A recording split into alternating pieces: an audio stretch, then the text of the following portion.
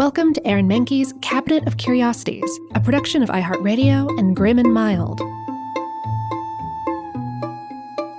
Our world is full of the unexplainable.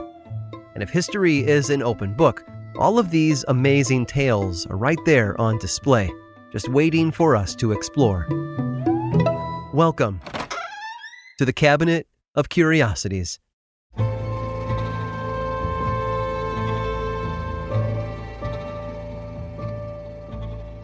We tend not to think about the objects we encounter each day and where they came from. We've always used short plastic sticks with nylon bristles to brush our teeth, or washed our hands in porcelain basins, or enjoyed our morning cup of coffee in a ceramic mug.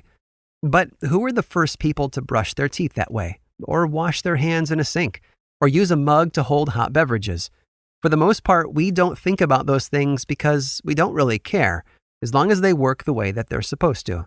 But one man cared, and he let everyone know it. Henry was upset.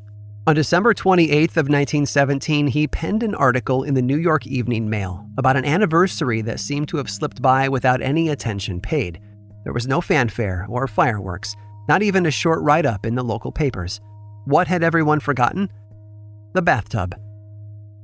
December 20th of that year marked the 75th anniversary of the bathtub's introduction to the United States. A party had been in the works months earlier when a surgeon stumbled upon the date while researching the origins of public hygiene. Unfortunately, the event was going to be held in Washington, D.C., which had recently banned alcohol. As a result, the party was canceled. Henry dove deep into the history of the bathtub in America, which had gotten its start in Cincinnati in 1842. A salesman named Adam Thompson used to travel to England on business and had gotten accustomed to visiting the baths there. Though the bathtub had been introduced years earlier, it was an uncommon practice, even there. Early bathtubs were much smaller than they are today, not large enough to accommodate a full-sized person. The act of bathing actually required the tub to be emptied and refilled by a servant until the process was complete. Thompson, however, saw a way to make it much easier. His version was enlarged so that he could sit inside it, and instead of having someone fetch water from another location and bring it to him, he hooked up pipes that filled the tub from the well in his garden. 6 men would pump the water into a tank in the attic of his house. Pipes from the tank would then carry the water to the tub below. One line brought cold water straight from the tank, while another coiled around the chimney, which then heated it on the way down. The tub itself didn't look much like today's modern bathing vessels. Rather than being made out of cast iron or acrylic like more modern tubs, Thompson's was hand-built out of Nicaraguan mahogany, and it was massive, 7 feet long by 4 feet wide, and it was lined with lead so that the water wouldn't leak out. It was so heavy that they had to have extra beams installed in the floor beneath it to support its weight. Thompson's tub soon became a main topic of conversation when company came to visit. He demonstrated it to friends on Christmas Day, and even invited them to take a dip if they liked.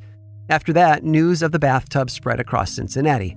While the wealthy elite embraced it, several medical professionals came out against it, warning that frequent baths would cause fever and respiratory issues. News of the tub made it as far east as Pennsylvania. The Philadelphia Common Council went so far as to try to ban all bathing between the months of November and March, but couldn't get the motion to pass. Cities in Delaware couldn't keep the tubs from being installed either, but water rates skyrocketed for those who owned them. Eventually, cheaper materials and construction made the bathtub a common sight in homes everywhere. All the medical debates and political outrage started to die down when it was clear that there was no way of stopping them. Vice President Millard Fillmore even visited the late Adam Thompson's home in 1850 and bathed in his original mahogany tub. Later, when he became president, he ordered one to be installed in the White House. The trend took off from there, and bathtubs became a mainstay in homes, hotels, prisons, and other dwellings across the United States. Henry's article was reprinted in newspapers all over the country. Members of Congress cited it in legislation. Encyclopedias included it in their entries on the bathtub. Clearly, the article was a viral hit. And then, 8 years later, Henry followed it up with a new piece, one he titled Melancholy Reflections. Rather than expand on his history of the bathtub, the author penned something else entirely, a confession. His original article, well, it had been a hoax. Any truth it might have held, was done by accident. Despite his admission, Henry L. Mehnken's piece is still quoted as fact today in published articles and essays. It seems that it's a stain that no amount of washing will ever be able to remove.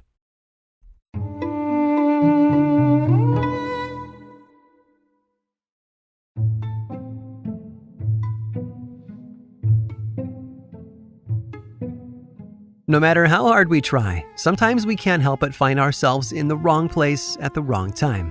The security guard who was supposed to be watching the IGR learned that the hard way, although not as hard as some others.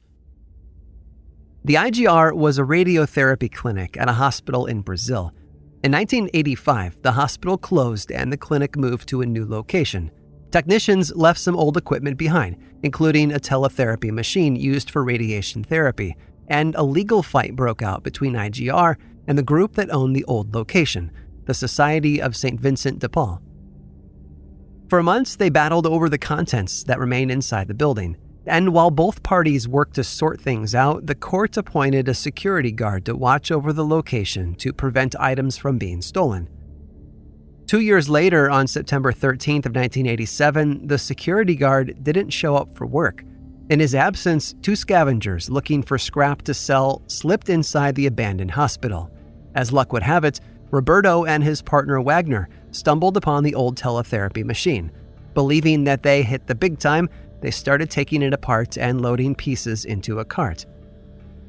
That night, they noticed something was wrong. They were very sick, vomiting frequently as they broke their haul down even further. Their symptoms grew worse the following day. They dealt with diarrhea and dizziness, and Wagner himself suffered a burn on his hand that caused it to swell. It got so bad that he ended up losing several fingers. While he recovered, Roberto kept at it, finally breaking through to the core of the device. He jammed a screwdriver into the capsule to pry it open and saw a blue glow coming from inside. Unable to get the strange substance to react to fire or other materials, he decided to sell the lot to a local scrapyard owned by a man named Dever Alves Ferreira. Ferreira was captivated by the blue light. Believing that he was in possession of something valuable, possibly even holy, he brought it inside his home and invited friends to come and see it. He sold the rest of the salvaged metal to a rival scrapyard. One visitor managed to pull a few rice-sized grains of the substance from the capsule, which were then passed out as tokens of good luck. Ferreira's brother Ivo took one home to show his wife and 6-year-old daughter. The little girl was eating lunch when her father placed the material on their concrete floor. She picked it up and smeared it on her face like makeup. Some of it even made it into her sandwich. Everyone who had come in contact with Ferreira and the glowing blue grains started to get sick.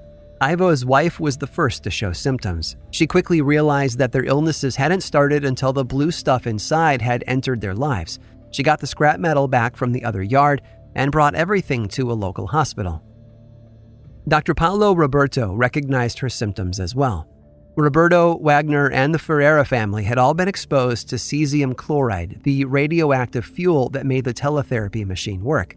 Within hours, the authorities were at work on containment, while the media alerted the public to the situation. Hospitals were immediately overrun with panic-stricken people believing that they had been contaminated. Out of almost 130,000 patients, 250 showed signs of exposure. Of those, 20 required treatment for radiation sickness. Sadly, though many survived the ordeal, several did not. 2 of Ferreira's employees at the scrapyard suffered from organ damage due to their handling of the radioactive material and died just weeks after exposure. Ferreira's wife also passed away from exposure to the substance. In fact, she died on the same day as her niece, the young girl who thought the blue substance was makeup. And all of this tragedy could have been avoided if the state-hired security guard had been at his post. For whatever reason, he happened to be in the wrong place at the very wrong time.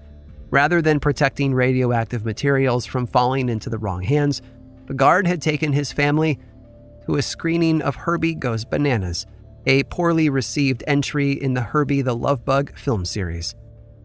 Thanks to the guard, Herbie Goes Bananas went from a box office bomb to a bomb of a very different kind. I hope you've enjoyed today's guided tour of the Cabinet of Curiosities. Subscribe for free on Apple Podcasts or learn more about the show by visiting curiositiespodcast.com. This show was created by me, Aaron Mahnke, in partnership with How Stuff Works. I make another award-winning show called Lore, which is a podcast, book series, and television show, and you can learn all about it over at theworldoflore.com. And until next time, stay curious.